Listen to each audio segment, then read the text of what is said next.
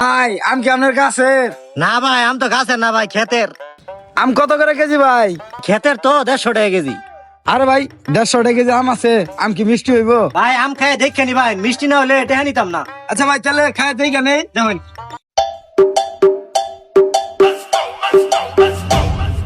ভাই এটা খায় তো বুঝতে পারলাম না মিঠা নাকি, আটা খাই দিই।